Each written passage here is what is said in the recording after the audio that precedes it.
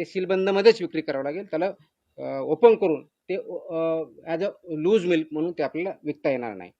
आणि म्हणून feeling and bottling व सीलिंग याची प्रक्रिया जे प्लांट आहेत त्यांनी व्यवस्थितपणे पाळणे, ते इम्प्लिमेंट करणे, इन्क्लुडिंग सेलर पॉईंटपर्यंत ते बघणं गरजेचं आहे.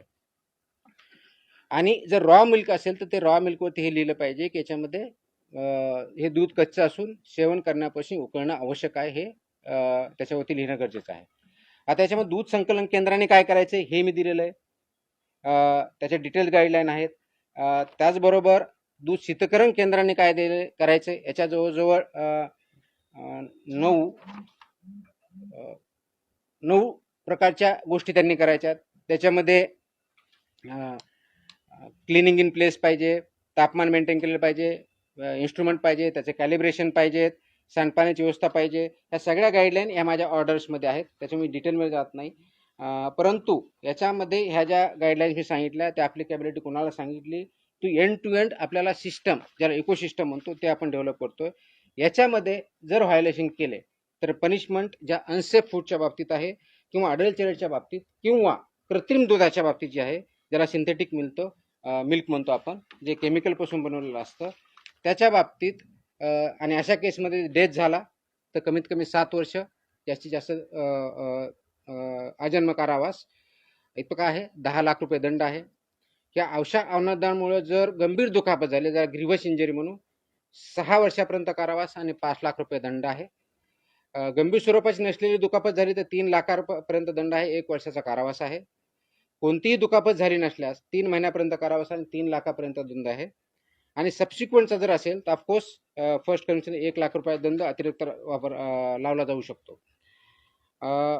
अन्न सुरक्षा ऑफिसर जे आहेत आपले FSO यांनी जप्त केलेला किंवा ताब्यात केलेले दूध किंवा इतर कोणत्याही वस्तू हस्तक्षेप करता येणार नाही. ती हटवणे किंवा त्याच्याशी छेडछाड करणे हा 6 महिन्यापर्यंत कारावास आहे. त्याच्यामुळे ऑफिसरच्या याच्यामध्ये आपण जे म्हणतो की माझ्या सेंटरमध्ये, माझ्या युनिटमध्ये मी एंट्री करू देणार नाही, हे आपल्याला चालणार नाही.